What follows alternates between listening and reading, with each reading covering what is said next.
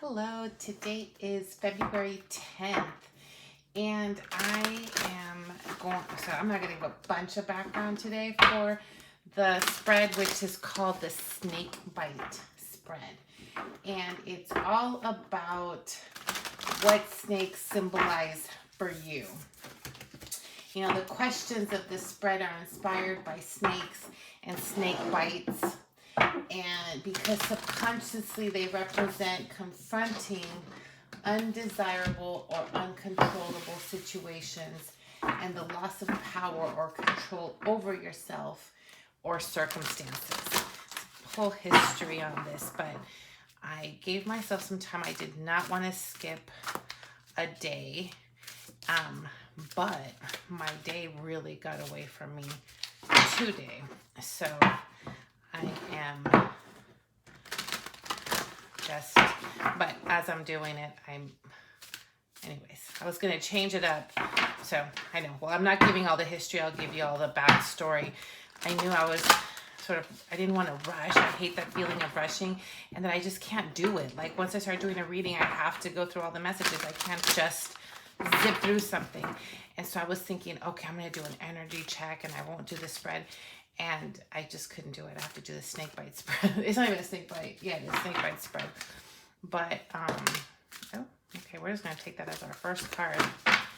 But, or you know what? I'm just going to take this for me trying to be super tricky and spirit being like, nope, lady, you're going to do the reading. So, here we go. Here we go. And it's a pretty lengthy reading, so let's see how it goes. I'm going to go ahead and draw all the cards because they seem to really, I really think it's going to work better if I pull them first. Because I like the stories that have been coming out recently when I do readings. And I think last month I was, doing them, sort of going question to question. And tonight it just really depends how, like what I'm being drawn to do. You can't see this one. Shoot. Can you see that? Let's see. All right. It's going to be like 1, 2. Let's see. Yeah, that's better. 1, 2, 3, 4. And we're going to go 5. Okay, I'll do reversal. 6. We're gonna go 7, 7 on 7, 8, and 9, and then 10. Okay, it's a pretty good story there. All right, I think you can see everything, and if we need to do any clarifiers, I will. All right, let's do this. Okay. So, and then we're just going to go like 1, 2, 3, 4, 5, 6, 7, 8, 9, and 10. So, what is my greatest fear? Pain of any, pain. Come on, 3 swords through your heart. Heartache, disappointment when it comes to love, when it comes to those deep relationships that are really connected for you at the heart level, at that space of commitment and involvement. A great fear you have is that pain, the pain that comes with losing that someone that really means a lot to you, and for many reasons. I don't want to go fast. I just really want to tell one story. So we're jumping off with this real greatest fear of loss of a loved one, and it can be a family member, a relationship, but that is a great fear. Now, what is the most poisonous aspect of your life? And it's this super happy family, happy family, happy community, happily ever after card. And that is in the spot of what is the most poisonous aspect of life. Now, think of it this way. If the greatest fear is that losing of a loved one in whatever role that they have in your life, whether it's family or community, and that's your most poisonous aspect, it's that you have like almost an unrealistic view of life and love in life, you know. So you love your family, your community, your, you know, your friends so much that it's poisonous to the point that you can't even imagine not having them, and that's pretty unrealistic. So like, how do you remove the poison? You have the Queen of Pentacles. So this is really telling us that it's about grounding your energy, about being rooted in reality. So not in a fantasy of, you know, your parents are going to be around forever, or this relationship is so perfect, it's so great, and there's like this unrealistic veil over it that when it does, if it doesn't work, you know, you're so crushed, right? Like it's like you're putting too much value in this. And this Queen of Pentacles, she's not doing that. Like she is her provider, she is her nurturer, she is that root energy for the family. Like she is her own energy in this grounded way. So the way to remove like the poison that's happening over here is really about you reframing how you see your role in this area. So when you're complete and grounded and just whole for you, then you'll understand that balance of having, you know, romanticizing an unrealistic view on what life and love and loss and pain and the circle of life and how things, you know, have endings. And so it's going to really take you to do some ground energy work, I would say, around your root chakra. But you know what, alongside that, just you not seeing things like all in your head, overthinking and over dramatizing what the pain of losing all this love would be. So it's like the same fear has become, you know, has made this poisonous because you've really developed these thoughts around this 10 of cups that's really unrealistic. And this Queen of Pentacles is just a reminder that you need to ground to something sturdy. I would say walk, you know, take walks barefoot and touch the grass with your feet, something to remind you that you're planted firmly on this earth. And so maybe overthinking, you know, when a relationship, you know, it's so perfect it might end, or, you know, someone is born and you're already like so sad if they were to be lost. Like it's just like an exaggerated sense of this love and thought energy, that this Queen of Pentacles is just a reminder that you remove the poison by, you know, grounding and having your feet planted on, you know, on the ground, and really looking for a balance between these two energies of overthought and overcompensation of emotion. So what knowledge is needed? This Three of Wands. Now the Three of Wands is like this seeker. He's, you know, he's looking out, and as far as he can see, he understands that the journey is open for him and any adventure he wants to take on. So again, it's this knowledge of, once you ground, how can you go back to a time where you weren't obsessing over losing love or losing, you know, people, but back to living in the present. And in the present moment, you know, what you need to remind yourself, the knowledge of, is that we only have the present moment to live by. So you only have this present moment to look out beyond, you know, out into the horizon. And it's so much yellow here, right? And that yellow is really representing those butterflies in your stomach, that creativity, that excitement, that unknown, you know, excitement for the unknown. But the unknown is the great adventure of life. It's you know, it's there for you to go out and explore, you know, not stuck in your thoughts over losing the people that you care about, or the relationship that seems like the most important one, or seeking that level of not just commitment and, you know, like that happily ever after. Like the search of that is going to look different when you embrace this grounded energy. Then the adventure will begin for you, because the adventure will not be focused on these other energies that you don't have any control over. You know, you can really love somebody and convince yourself that that's the person, but they have free will too. And if they don't feel the same, it's not anything against you. It's just their timing or the space or the place where you find yourselves. Same with your family. You know, people, you know, get sick, people grow older for whatever reasons, people grow apart. And so when you realize that you're responsible for you and how you nurture yourself, but that you're also holding that coin of abundance, just like this Three of Wands has the whole, like, just vast space in front of him for this journey of what that's like the knowledge that's out there for you to gain. And so you, when you're in this energy and you try to acknowledge that and see the life as abundant for you, independent of who is around you, then you'll be ready to take that leap, to take the adventure into the knowledge that that you need.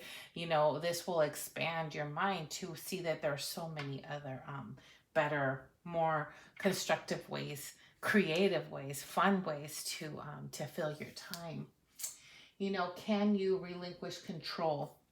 And you have this King of Cups, and it really reminds us how much this has really taken hold of you. You know, so can you relinquish control? Yes, you can, right?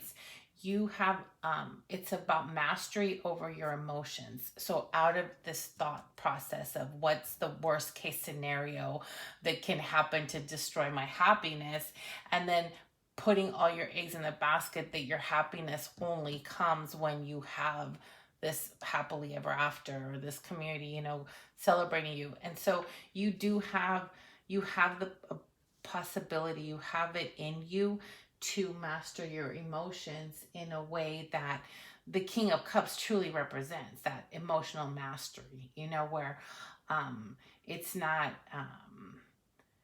frivolous, it's not flighty emotional energy. It is very, you know, he's seated and he's on a great throne. So his, not only is it emotional mastery, but there's a neutrality to it. He's not guided by his emotions or by any particular energy. He understands that being fully aligned and balanced, and just the mastery of knowing that things will break your heart and things will, you know, crumble here, and you can have a perception of your home life, your personal life, however this Ten of Cups, whatever that represents for you, you can have a version of that that may be unrealistic. Like, so he understands emotions in that way. And so that's what makes him more neutral in that space of emotional mastery. It's not overly weighted on one end or another. And so that really is the, like, how you relinquish control is to find your seat in this throne, just like the King of Cups. And you do have the ability to do that, you know. Now, then it's, what is the greatest challenge to your beliefs? And then here is this King of Pentacles. And there's a lot of people here. Like, let's just see this. We have the Queen of Pentacles, the King of Cups, the King of Pentacles. We have Justice. We have a Page of Cups. So, and then for some, you know, if you're just reading tarot in particular, like just straight from a book and reading what things mean, you'll see that, like, King and the Queen of Pentacles, it's a pair, it's like a couple, that's like this, the ultimate, you know, what do they call it? Like your twin flame or your soulmate energy here. But this is within you. So you have all of these archetypes that build who you are. And so this, you know, what is the greatest challenge to your beliefs? It's buying this, right? So if you like, how you remove any poison is like by grounding, by being really cognizant of the coin that you're holding, and that you are abundant, and that it's not that you're lonely or alone or isolated, but it's just that you're comfortable in your own skin and you know what you've accomplished. So over here, what is the greatest challenge to your beliefs is losing that too, but even more so, right? It's having this taken away, because the energies in the spread are that this King of Pentacles, you know, there's like a hierarchy, and so he outranks the Queen, but he's also her counterpart. Don't forget that.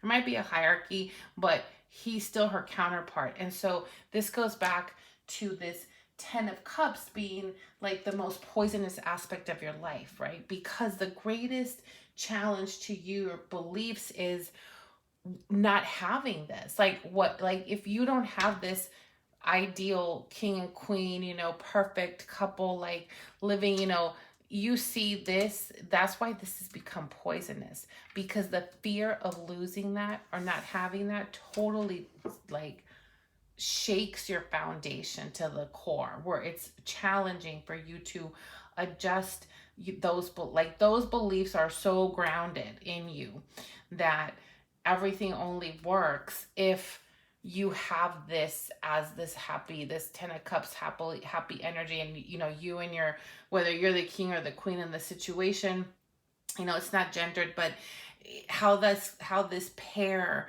you know, is so abundant and so in control and so grounded and so committed and so loyal, and all of that energy, you know, can be part of this, like they're this couple in this 10 of cups card. And that's the poison, because that is so ingrained that the fear of not having that doesn't allow you to shift your beliefs to see you as the queen solo. You can only imagine being this queen if you have the king on one side and you have the community and all of that, and not having that really shakes your foundation. And so this is really interesting, because we want to think about, how is this a challenge to losing this? How is it that you can get, you know, can you consolidate like these energies to be your own person? And it doesn't mean that you don't have to, you know, love and care about your family, but how do you consolidate those emotions to have this king of cups mastery of your emotion in a way that allows you to live life in the present, seeking forward, looking forward to where you're heading, not so fixed on what is happening right now and in so much fear in your thoughts over losing that. So that's really interesting. Now, what belief do you need to let go of?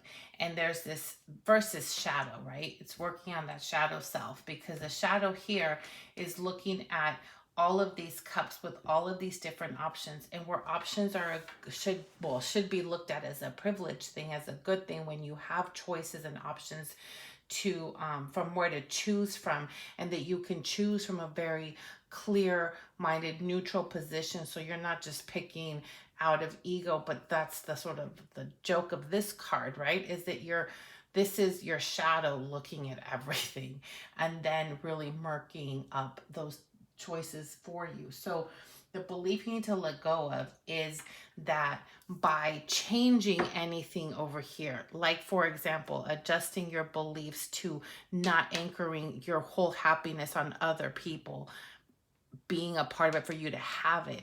But if you can get to this energy where you know you create your own happiness and you're responsible for that, if you can get to this energy, then you would let go of this. This is the shadow saying, well, no, you got to talk to your mom about this, your dad about that, your siblings, your boyfriend, your husband, your kids. Like all these people are always going to inform your whole self, because they make up this 10 of cups, perfect, happily ever after, everybody's great. So the shadow is saying, you know, like as long as we have all of this, then everybody can chime in, and so together we all make these choices and we all make these decisions, and everybody informs everybody's, you know, outcome, and that's how we achieve happiness.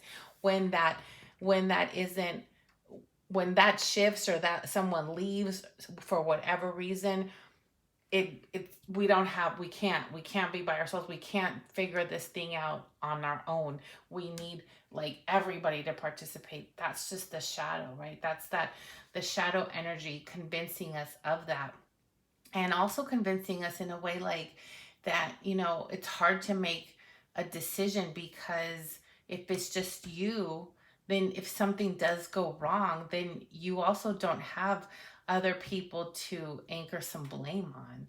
And that's really an energy that's coming in here. So as a belief that you need to let go of is that, one, other people in your life have a say in ultimately how you live your life and your decisions. They really don't, you know, just you do. I mean, if you were a minor, but even then, you know, you're to a certain degree, you start making your own choices and your own decisions, and or at least in regards to your beliefs, like you start setting a foundation for your beliefs. And this energy has really shown that you really haven't, or it's a little unstable, because your foundation is really at this moment, what the spread is saying, and this can be a message for one of you or many, I don't know.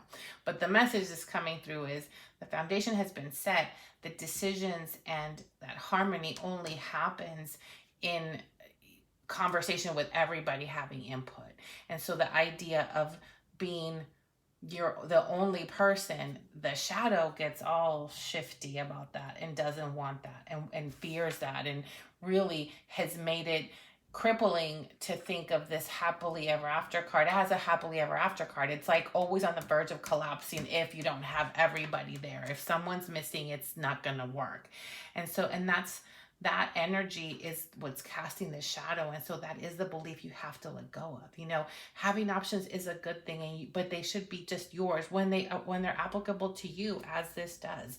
As clearing out this energy is just about you, and you sitting on your throne, and you holding your coin, and you being the one that is, you know, steering, you know, the ship and the voyage of your destiny, of how you live this life, you making those decisions as they best suit you. And you'll only know that when you tap into your heart, when you have that mastery that over your emotions, to be able to then see the vastness of what's out there for you without it being a hindrance, and without putting it off on other people, so that if a choice goes wrong, you're not responsible for that either. So there's fear of taking responsibility for choices and decisions made as well when they don't work out.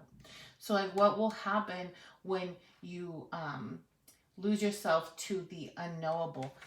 Boom, 10 of Wands. You finally release that burden. So when you like fully lose yourself to the unknown, right? To this looking beyond and not seeing anything in the horizon, but knowing that anything is possible, you will finally let go of these 10 wands and take this position.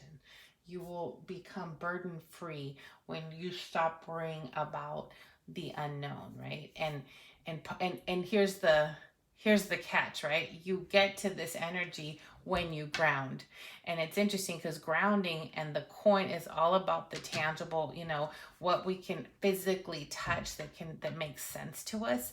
Because when you have that stable foundation, and that's rooted in, you know, it's rooted in the ground, and that's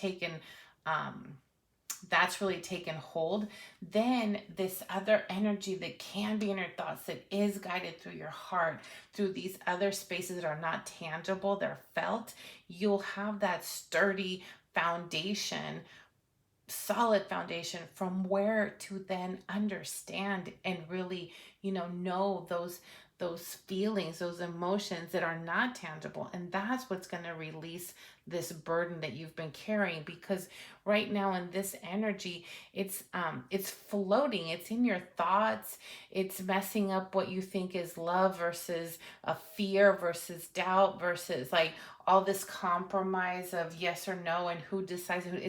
But it's like floating for you.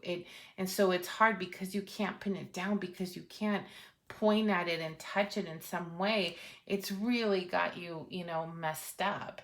And if you clear that to ground your energy, that will align it so that you can release, and it will no longer feel like this burden, you know. And the transformation that comes is justice. You know, justice is balanced, it's very binary, it's very right, wrong, you know, yes, no. And that is, in this breathing, is what the energy that's needed. Because if not, it's just all floaty, it's all, you know, messed up. And when you release that and you unload this burden and you just give yourself, like, you complete surrender to fate, and you release that burden to, you know, it can be your ancestors, it can be archangels, it can be spirit, what you believe in, you let them take that burden. And then you stand firmly on the ground, well, or sit, you know, firmly on your throne, holding your coin and looking out to all the possibility.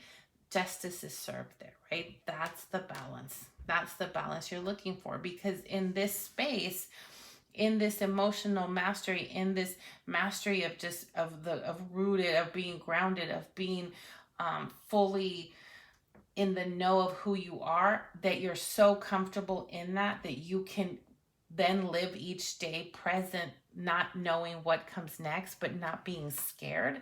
That's the justice, because that's the balance, that you will know that things will go wrong one day and things will go well and things will happen, but you'll understand that it's not all or nothing, and it's not all in someone else's hands, and it's not maybe even all in your hands. And that is an interesting and really needed energy for you, because right now this reading is really telling that all of that burden and responsibility of what happens next, of living in the past and in the future but not in the present, not only is it a burden, but it also puts that burden not just on you with this fear, but also on the people you love, because then if they disappoint you in any way, they've like shattered all of that, and people don't need that kind of burden on themselves. That's the kind of responsibility for someone else's happiness that nobody can ever really live up to. And so that's the energy you've put off on your loved ones. And so how does this affect your life? This Page of Cups is, in this reading, how this has affected you is that it's made you kind of naive to how things work, right? Or how things can work. And that it's just really affected you in keeping you in almost like a childlike state again, maybe not able to make certain decisions without asking your parents, regardless of how old you are, needing their approval, one or the other, or both parents, or older siblings, or relatives, or your friends. Like, somebody always has to have, like, it's one thing to call and want to talk to your friends to get advice, or what do you think, or what do you say, or let me bounce some ideas off of you. But ultimately, you want to be here when you make your own choices, right? And your own decisions. You don't want to be clouded by so many cooks in the kitchen that you can never make a choice. And that's how it's affected you, because it's kept you in an energy that is really, like, I just keep thinking naive, like, where there's nothing egotistical about this page. It's not narcissist. It's not any of that. It's sweet, it's excited. It wants to do something. It wants to please and love those around them. It wants to, like, I'm bringing you this cup and look at me and I'm super excited. And how can I, be a part of it? Like, that's your energy, which in another context would be great. In this context, it's been how being in this fear and putting everything off on other people, it's kept you in this really almost immature, naive energy where you're like just kind of skipping around waiting for, what other people are going to say and do next. And so you're bringing in, like, you're always happy to like serve, and always happy to see what else someone says, but you're not the one making the decisions or making the choices, and it's your life. And so this is just a reminder that in regards to, like, this is the snake bite, right? So the symbolism here is really representing this, confronting this way of putting things off to someone, to others, putting, a hold on making certain decisions, and really needing to let go of that. And that only happens when you make the decision to move from this young sort of Page of Cups energy and to take the seat, at the throne as a king, as a queen, as both, so you can live in the present. And that's how this energy has affected you. This is pretty intense. Like, I'm not feeling the need to clarify anything. I feel like the message is very clear. I am getting the message that it's something we all need to hear, to just refocus us and remind us of that. Like, it's not really meant to be very particular for one person, but it's meant to remind us what happens when we have those relationships that we have put so much, we've given them to so much power, that the idea of not having them crumbles our fantasy, our ideal of this happy ending, and that's become hazardous to us and burdensome. And so we need to balance this out. so that if we are going to have this, you know, fun-loving page energy, it is in that fun-loving spirit and not in a way that's keeping us hindered to being, you know, to being number one in our own life. And that's really the overarching message. So I'm going to stop there, and I will see you tomorrow.